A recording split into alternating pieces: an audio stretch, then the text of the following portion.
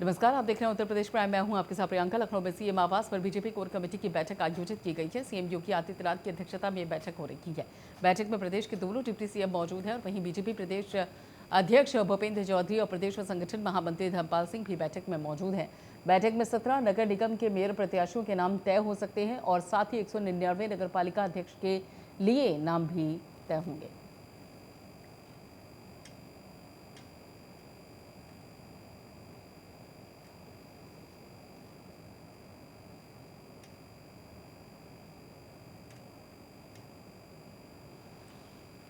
तो आपको बता दें कि सीएम योगी आदित्यनाथ की अध्यक्षता में ये बैठक बेहद महत्वपूर्ण है निकाय चुनाव को लेकर।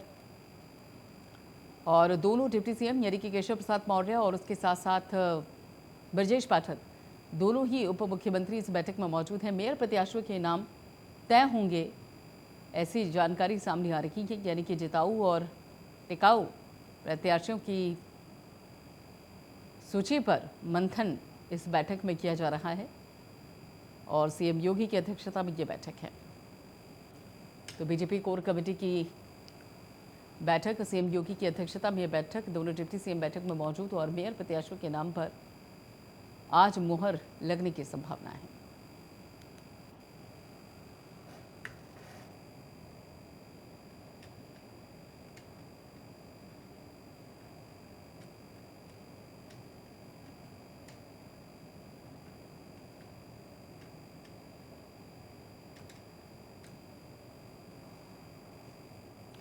तो दोनों डिप्टी सीएम बैठक में मौजूद हैं। आपको बता दें कि निकाय चुनाव के मेयर प्रत्याशियों को लेकर मंथन और संभावना ये भी है कि हो सकता है कि आज नामों पर मुहर भी लग जाए।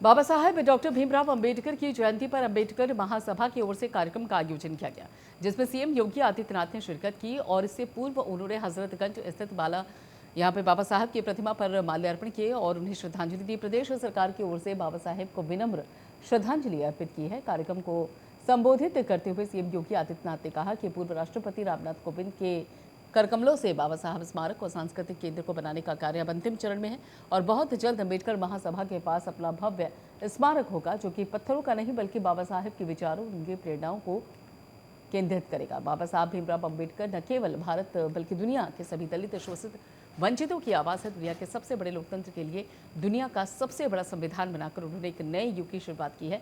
वंचितों का उत्थान अब केवल नारा नहीं है, बाबा साहब का सपना आज धरातल पर साकार होता हुआ नजर आ रहा है। याद करिए 2014 के पहले एक गरीब और एक दलित पानी के लिए भटकता था। दबंग लोग पानी नहीं पीने देते थे। इंडिया मार्क का हैंडपंप सरकार के पैसे से लगता था, कुछ लोग उसमें काबिज हो जाते थे। आज तो हम लोग हर घर, प्रधानमंत्री मोदी जी ने व्यवस्था कर दी कि हर घर तक पाइप कनेक्शन उपलब्ध करवाएंगे। हर घर तक ये पाइप कनेक्शन उपलब्ध होगा। 1 करोड़ परिवारों को कल सायंकाल तक शुद्ध पेयजल के कनेक्शन उपलब्ध करवाने के कार्य संपन्न हो चुके हैं और ये कार्यक्रम लगातार आगे बढ़ेगा। भाइयों बहनों, ये एक बड़ा कार्यक्रम है। किसी भी व्यक्ति को बिना भेदभाव के शासन की योजना का लाभ, और इस अवसर पर जल शक्ति मंत्री श्री स्वतंत्र देव जी आए। मैं उन्हें अभिनंदन करूंगा कि उन्होंने पूरी मजबूती के साथ इन कार्यक्रमों को आगे बढ़ाया है। हम सब जानते हैं कि सैकड़ों वर्षों की गुलामी की जो विकृतियां किसी भी समाज में आती हैं, भारतीय समाज उससे अछूता नहीं था। और उस कालखंड में उस कालखंड में पूरे देश के दमित, शोषित, पीड़ित मानवता की आवाज, देश की आजादी के आंदोलन बने थे बाबा साहब डॉक्टर भीमराव अंबेडकर। वो न केवल भारत के लिए बल्कि दुनिया के हर पीड़ित, शोषित और वंचित की आवाज बने। दुनिया का सबसे बड़ा संविधान, दुनिया के सबसे बड़े लोकतंत्र को देकर के बाबा साहब डॉक्टर भीमराव अंबेडकर ने एक नए युग का सूत्रपात किया। हम सब जानते हैं बाबा साहब भीमराव अंबेडकर ने दुनिया के प्रतिष्ठित विश्वविद्यालयों से उच्च शिक्षा की डिग्री हासिल की, लेकिन उस सब के बावजूद उन्हें उन विकृतियों और सामाजिक कुरीतियों का सामना करना पड़ा जो भारतीय समाज को सदैव कमजोर करती रही। लेकिन उन सब की परवाह के बगैर उन्होंने जीवन का लक्ष्य हर वंचित, हर पीड़ित, हर दलित की आवाज बनकर के उसे अपनी आवाज की धार देकर के उस लड़ाई को आगे बढ़ाने का जो निर्णय लिया, आज उसी का परिणाम है कि पूरा देश बाबा साहब डॉक्टर भीमराव अंबेडकर जी के प्रति सदैव कृतज्ञ भाव से उन्हें नमन करता है, उनका स्मरण करता है। हम सब जानते हैं कि बाबा साहब भीमराव अंबेडकर के नाम पर राजनीति बहुत सारे लोगों ने की होगी, लेकिन उनसे जुड़े हुए प्रमुख स्थलों को तीर्थ के रूप में विकसित करने का कार्य प्रधानमंत्री मोदी जी ने किया। पंच तीर्थ की परिकल्पना को साकार करने का कार्य मऊ है, दिल्ली है, मुंबई है, इंग्लैंड का वह भवन जहां रहकर के उच्च शिक्षा बाबा साहब ने अर्जित की थी, नागपुर का दीक्षा भूमि, ये सभी 5 स्थलों को पंच तीर्थ के रूप में विकसित करने का जो कार्य बाबा साहब भीमराव अंबेडकर ने किया, वह अभिनंदनीय कार्य था। और ये हमारा सौभाग्य है कि अंबेडकर महासभा के प्रस्ताव को ध्यान में रखकर के प्रदेश सरकार ने पूर्व राष्ट्रपति माननीय श्री रामनाथ कोविंद जी के कर कमलों से जून 2021 में नींव रखी उत्तर प्रदेश के अंदर बाबा साहब भीमराव अंबेडकर स्मारक और सांस्कृतिक केंद्र आज वह बनने की अंतिम चरण में चल रहा है। बहुत शीघ्र एक भव्य स्मारक और सांस्कृतिक केंद्र उत्तर प्रदेश वासियों को उत्तर प्रदेश की राजधानी लखनऊ में बाबा साहब की स्मृतियों को आगे बढ़ाने के लिए प्राप्त होगा। गैंगस्टर से पॉलिटिशियन बने अतीक अहमद के बेटे असद और शूटर गुलाम को यूपी एसटीएफ की टीम ने एनकाउंटर में मार गिराया। गुरुवार देर रात दोनों का पोस्टमार्टम किया गया और फिर महारानी लक्ष्मीबाई मेडिकल कॉलेज के डॉक्टर्स का कहना है कि एनकाउंटर में असद को 2 गोली लगी थी, वहीं उसके साथी गुलाम को 1 गोली लगी। दोनों के एनकाउंटर में मौत हो गई थी और वहीं शव को प्रयागराज तक लाने के लिए एम्बुलेंस और सुरक्षा बल तैयार है और झांसी में कब्र खोदी जा रही है और किसी के नहीं पहुंचने पर शवों को वहीं पर दफनाने की व्यवस्था है। हालांकि झांसी के पोस्टमार्टम हाउस असद के फूफा वकील के साथ पहुंच चुके हैं, लेकिन अभी तक गुलाम का शव लेने के लिए कोई भी नहीं पहुंचा।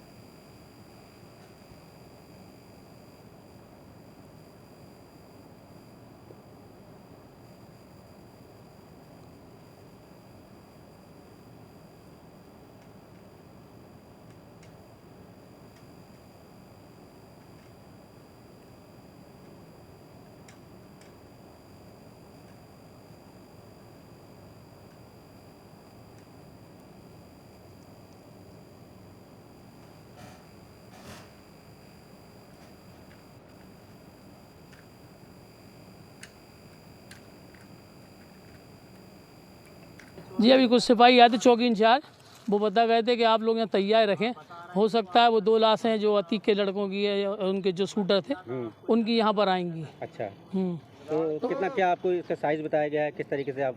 कोई साइज तो नॉर्मल होता है, सबका एक सा होता है। उन्होंने कहा 10% है जो झांसी में लाएंगे, हो सकता है 90% के घर वाले आ जाएं और वो उनको ले जाएं, और ना हो पाया तो फिर वो यहाँ पर आएंगे तो मुस्लिम रीति रिवाज से हम लोग उनको दफन कर देंगे। फिर साधन हमें देगा उनकी लाशें। तो क्या तैयारी है आपकी तरफ? तैयारी सब है, कुछ तैयारी का कवर खोदना है और हम लोग गुस्ल देंगे, कफना जैसे आम मुसलमानी संग किया जाता है, कोई विशेष तैयारी का इसमें। अच्छा, आपको क्या लगता है कि ये अपराधी था और इस घटनाक्रम में वो मारा गया? तो नहीं देखिए, तो ऐसा है वो पुलिस का उनका मामला है। हम तो केवल हमने समाचार सुने तो उसमें ये था कि पुलिस ने उसको इनकाउंटर करा शरीयत के साथ। हाँ, पुलिस ने उनको इनकाउंटर करा, लेकिन चूंकि वो मुसलमान हैं और प्रशासन हमें उनकी मिट्टी का देता है तो हम मुस्लिम रीति रिवाज से उनका अंतिम संस्कार कर देंगे। हमारे ये कब्रिस्तान ये जीवन सा कब्रिस्तान है। अच्छा, शरीयत क्या कहती है इसमें? शरीयत तो ये कहती है किसी की लाश मिल जाए, चाहे वो अनजान हो या लावारिस हो, अगर मुसलमान आपको पता चल जाए और अगर वो अपराधी नहीं है या फिर प्रशासन से पूछा जाए तो पूछना, हम उसको गुस्ल देकर उसको दफना देंगे उसको हम। बाकी एक पर्सनली इस घटनाक्रम के बारे में आपकी क्या राय है? भाई पर्सनल में कुछ नहीं कह सकते। देखो बाबा से डरे हुए हैं लोग, मैं कहूँ मेरी रिश्ते निकाल देंगे उनसे कि आप कौन होते हैं, इसलिए हमें पर्सनली कुछ नहीं कहना। वो उनका अपना मैटर है, वो इलाहाबाद के रहने वाले, हम झांसी के, उनका जो मैटर पुलिस जाने वो जाने। लेकिन अगर वो हमें मिट्टी देते हैं यहाँ पर, प्रशासन देता है तो हम लेंगे, प्रशासन ना दे तो हमें कोई इसमें ज़रूरत नहीं है, अपनी तरफ से कोई हस्तक्षेप नहीं कर सकते हम। जो दरोगा जी आए थे वो ये कह रहे थे कि एसपी कप्तान साहब का कहना है कि आप लोग तैयार रखो, 10% हो सकता है कि यहाँ पर दे दें वो, अगर उनके घर वाले ना आए। जी आप यहाँ आके अपनी लीगल फॉर्मेलिटी सारी पूरी कर लीजिए, तो सुपुर्दगी दी जाएगी। जी आगे फिर जैसा प्रशासन कहेगा। तो अगर क्या किया प्रशासन ये कह सकता है कि आप यहाँ दफनाइए, वहाँ लॉ एंड ऑर्डर की दिक्कत हो सकती है, तो क्या यहाँ दफना सकते हैं? आगे आगे सीनियर अफसरों के किस तरह से जैसा वो बताएंगे वैसा क्या करते हैं। आप लोग अभी उत्तर प्रदेश के माफिया डॉन अतीक का आतंक कैसे खत्म हुआ, ये दिखाने के लिए प्राइम न्यूज़ की टीम ग्राउंड जीरो पर मौजूद है। और इस समय हम लोग झांसी के बड़ा गांव थाना क्षेत्र के पारीछा बांध के पास मौजूद हैं। और इस समय जहां पर हम लोग मौजूद हैं, ये इसका रास्ते का नाम झांसी खजरा कानपुर मार्ग है ये। और बताया ये गया है कि असद और गुलाम बाइक से मोट से झांसी की ओर आ रहे थे, और ये वही रास्ता है जो जिस रास्ते से असद और गुलाम बाइक पर सवार होकर झांसी की तरफ आ रहे थे। तभी एसटीएफ को जो पीछे से ट्रेस कर रही थी उनको सूचना मिली कि मुखबिर से कि यहाँ पर असद और गुलाम बाइक से जा रहे हैं, जिसके बाद 2 टीमें जो एसटीएफ की टीमें हैं, जिसका एक टीम का नेतृत्व नवेंदु डीएसपी कर रहे थे तथा दूसरी टीम का नेतृत्व विमल कुमार कर रहे थे, दोनों के बीच में वार्तालाप हुई और दोनों द्वारा यहाँ पर उन दोनों को घेरा गया। जैसे ही ये वो स्थान है, आपको बताना चाहूँगा कि ये जो यहाँ पर पारीछा बांध पड़ता है और इस पारीछा बांध के पास से ये रास्ता पारीछा बांध के लिए गया है, और दूसरा रास्ता हम अपने कैमरा पर्सन से कहेंगे कि यहाँ जरा दिखाए, तो दूसरा रास्ता जो है ये उसके रास्ते की तरफ इस तरफ पड़ता है। जिस तरीके से आपको हम बताना चाहेंगे कि ये जो नहर है, इस नहर की इस ओर ये पारीछा बांध के लिए रास्ता गया है, दूसरी रास्ता नहर के उस तरफ से जो है वो सीधा पारीछा बांध जो बांध है उसके पास जो जंगल लगा हुआ है उस जंगल के लिए कच्चा रास्ता गया हुआ है। दूसरा कच्चा रास्ता ये है जहां पर आप देख सकते हैं पुलिस द्वारा बैरिकेडिंग लगाई गई है, और इस रास्ते से ही जैसे ही दोनों टीमें आमने सामने हुई और जब उन लोगों को भागने का कहीं मौका नहीं मिला तो वो इसी रास्ते से इस जंगल की ओर गए हैं। और जिस तरीके से ये बैरिकेडिंग आपको दिखाई दे रही है पुलिस के द्वारा जो लगाई गई है बैरिकेडिंग, ये कच्चा रास्ता है जिस रास्ते से ये लोग इस तरफ गए थे। यही वो कच्चा रास्ता है जिस रास्ते से अतीक के बेटे असद और गुलाम पुलिस की एसटीएफ की टीम से बचते हुए यहाँ से भागे थे। और हम आपको दिखाना चाहेंगे ये वो कच्चा रास्ता है, और इस रास्ते पर आप देख सकते हैं राख है, क्योंकि यहाँ पर जो पारीछा पावर प्लांट लगा हुआ है, कोयला का उपयोग होता है। इस राख को इस रास्ते से ट्रकों के माध्यम से ले जाया जाता है, और यही वो रास्ता है जहाँ से यहाँ से लगभग 1 से 1.5 किलोमीटर की दूरी पर जहाँ पर काफ़ी जंगल है, उस जंगल पर पुलिस जब पीछा कर रही थी एसटीएफ की टीम उनका, तो पीछा करते हुए जवाब में अतीक के बेटे असद और गुलाम ने पुलिस टीम के ऊपर फायरिंग कर दिया, जिसके बाद वहां पर लगभग आधे घंटे तक ताबड़तोड़ फायरिंग हुई, जिसमें उक्त मुठभेड़ में दोनों ढेर हो गए। आगे हम आपको घटनास्थल तक लेके चलेंगे, जहां पर आपको दिखाएंगे कि प्राइम न्यूज की टीम बिल्कुल कैसे अतीक के आतंक का अंत हुआ और अतीक ने कोर्ट के सामने खुद अपना कबूलनामा कबूल किया कि उसने गुनाहों के दलदल में आखिर क्यों पैर फंसाया था और क्यों वो गुनाहों के दलदल में घुसा था। यही वो रास्ता है जिस रास्ते से अतीक के बेटे असद और गुलाम बाइक से भागने का प्रयास कर रहे थे और लगभग यही वो थोड़ी दूर, यहाँ से थोड़ी दूर जगह है जहाँ पर एसटीएफ की टीम से असद और अतीक के असद से और गुलाम से पुलिस की मुठभेड़ हुई थी। यहाँ में हम आपको बताना चाहेंगे कि यहाँ ये जंगल जो है ये बांध के तलहटी का जंगल है और इस जंगल के पास यहाँ पर वो छिपने का प्रयास कर रहे थे, लेकिन एसटीएफ की कड़ी नज़र के चलते वो बच नहीं पाए और यहाँ पर लगभग आधे घंटे तक एसटीएफ की टीम के ऊपर उन्होंने फायर किया और फायर करने पर जब जवाब में एसटीएफ की टीम ने फायर किया तो दोनों में लगभग आधा घंटे तक फायरिंग हुई। फायरिंग के बाद यहाँ वो जगह है जहाँ ये इस तरीके से हम आपको दिखाना चाहेंगे, ये वो जगह है जहाँ पर वो लोग यहाँ पर दोनों के सब पड़े हुए थे और यहाँ पर वो बाइक थी। जिस तरीके से यहाँ पर बताया गया है कि यहाँ पर कुछ खून के धब्बे भी हैं और हम अपने कैमरा पर्सन से कहेंगे कि जिस तरीके से यहाँ पर खून के धब्बे दिखाई दे रहे हैं, ये देखिए किस तरीके से यहाँ पर इसी वो जगह है, यही वो जगह है जहाँ पर वो पड़े हुए थे और पुलिस ने एसटीएफ की टीम ने इनकाउंटर के दौरान दोनों को ढेर कर दिया था इसी जगह पर। इसके बाद फिर यहाँ से मौके से जो एसटीएफ की टीम है उसने 112 को कॉल किया, क्योंकि मुठभेड़ लगभग आधे घंटे तक चली। आधे घंटे तक करने के बाद एसटीएफ ने 112 की मदद ली और स्थानीय पुलिस प्रशासन को यहाँ पर बुलाया, लेकिन जब तक फायरिंग हुई, जब तक पुलिस आती तब तक दोनों को पुलिस एसटीएफ की टीम द्वारा ढेर कर दिया गया था और यहाँ पर इसी जगह से अतीक के आतंक का अंत हो गया और यही वो जगह है जहां से आतिक ने खुद अपने आतंक को कबूला है कि आखिर वो गुनाह की दुनिया का कैसे वो बादशाह बना और उसका उद्देश्य क्या था। कैमरा पर्सन के साथ रवि पर है, प्राइम न्यूज झांसी। उधर गोंडा में अतीक अहमद के बेटे के एनकाउंटर पर बीजेपी सांसद का बयान सामने आया है और सांसद ब्रजभूषण शरण सिंह ने कहा कि एनकाउंटर तो होना ही था। साथ ही कहा कि इतने दिनों से फरार था, लगातार इनाम बढ़ रहे थे, एनकाउंटर तो होना ही था। यूपी में रहना है तो फिर अपराध बंद करो। साथ ही विपक्ष पर हमलावर होते हुए कहा कि विपक्ष है ही नहीं, मोदी का अश्वमेध का घोड़ा है, 2024 में बीजेपी जीतेगी।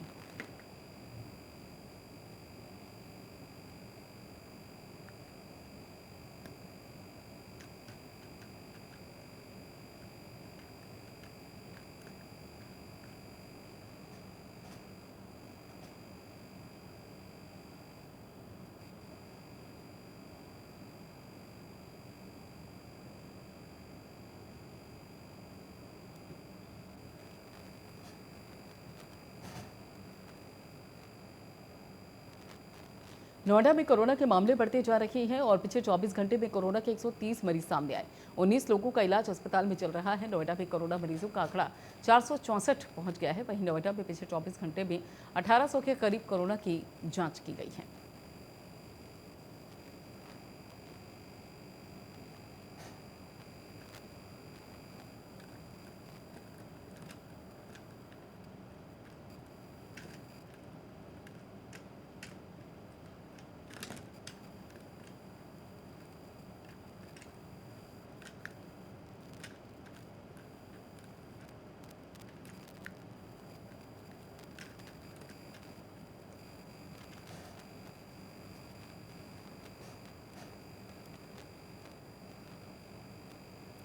औरैया में विशेष न्यायाधीश पॉक्सो अधिनियम मनराज सिंह ने किशोरी अपहरण और दुष्कर्म करने के मामले में दोषी को उम्रकैद की सजा से दंडित किया।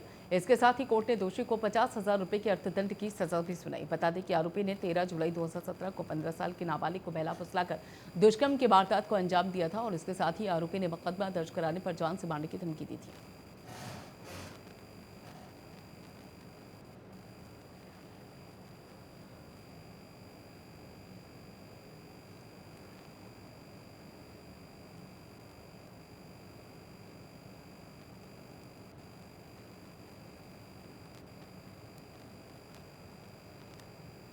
नगर निकाय चुनाव को लेकर प्रशासन अलर्ट हो गया। गाजियाबाद आबकारी विभाग की टीम ने लोनी बॉर्डर थाना क्षेत्र से भारी मात्रा में शराब बरामद की। बता दें कि अवैध शराब को लेकर तस्कर इससे पहले भी जेल जा चुका है और वहीं पुलिस ने आगे की कार्रवाई भी शुरू कर दी है।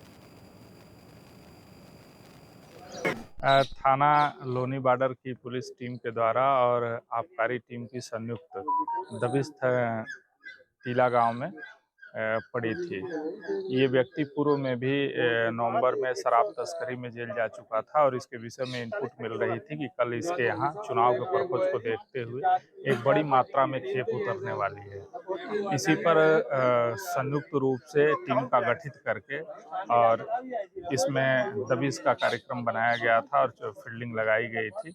आज सुबह में जब दबिश दी गई तो रूपक के घर में, जो रूपक मावी है, इसके घर में काफ़ी बड़ी मात्रा में शराब मिली है। लगभग 5 लाख रुपए से ऊपर की कीमत की शराब है। 2 गाड़ियां हैं। इसे एक तहखाने में उसने छुपाया हुआ था। अपने ये घेर है और इसमें काफ़ी गाड़ियां भी शामिल हैं, काफ़ी लोग भी शामिल हैं। सभी को इसमें निरुद्ध करते हुए और एक बड़ी कार्रवाई की गई है और इसमें गैंगस्टर आदि की भी कार्रवाई की जाएगी। काफ़ी कठोर कार्रवाई की जाएगी ताकि कि इस तरह की दोबारा हरकत करने की कोई। उधर श्रावस्ती में धूमधाम से अम्बेडकर जयंती मनाई जा रही है। इस मौके पर कलेक्ट्रेट जिलाधिकारी ने बाबा भीमराव अम्बेडकर के चित्र पर माला अर्पित की और उन्हें श्रद्धांजलि दी। वहीं बाबा साहब के जीवन दर्शन पर विस्तार से प्रकाश डाला। साथ ही उन्होंने अम्बेडकर के विचारों पर संकल्प लिया। अम्बेडकर जी की जयंती पर हम सब उनको नमन करने के लिए यहाँ पर उपस्थित हुए हैं। आज उनकी जयंती पर आप में से कुछ लोगों ने अपने विचार प्रस्तुत किए, उनके जीवन पर प्रकाश डाला और उन वैल्यूज़ को समझा जिसके लिए वो स्टैंड करते थे। और आप सभी उन वैल्यूज़ को फॉलो करें। जैसा अभी हमारे सीईओ साहब ने बताया कि जब आप उनके आइडियल्स को, उनके वैल्यूज़ को फॉलो करेंगे, उनके विचारों से आप रूबरू होंगे, उनकी किताबें पढ़ेंगे, तब जाकर आप सचमुच में उनको श्रद्धांजलि अर्पित कर पाएंगे। तो आप सभी से यही अनुरोध है कि जो राष्ट्र निर्माण है इसमें आप सभी की भूमिका है। आप सभी का जो रोज़ का काम होता है, जो आपकी ड्यूटी होती है, आप उसको अच्छे से करेंगे तो आप भी राष्ट्र निर्माण में सहायक होंगे। जैसा कि अभी आप सभी को बताया गया, डॉक्टर अम्बेडकर साहब इंडिया के फर्स्ट लॉ मिनिस्टर थे और हमारे कॉन्स्टिट्यूशन की ड्राफ्टिंग कमेटी के अध्यक्ष थे। तो उनका जो सबसे बड़ा आशीर्वाद है हमारे लिए, वो हमारा कॉन्स्टिट्यूशन है और हमारा कॉन्स्टिट्यूशन ही है जो हम सबको एक साथ बांध कर रखता है। पूरे कंट्री में यूनिटी के लिए कॉन्स्टिट्यूशन है, वो हमारा सुप्रीम बुक है। हम सब उसी से बंधे हुए हैं और कॉन्स्टिट्यूशन में लिखी हुई बातों को ही फॉलो कर। फिलहाल इतना ही। बाकी खबरों के लिए आप जुड़े रहिए प्राइम न्यूज़ के साथ।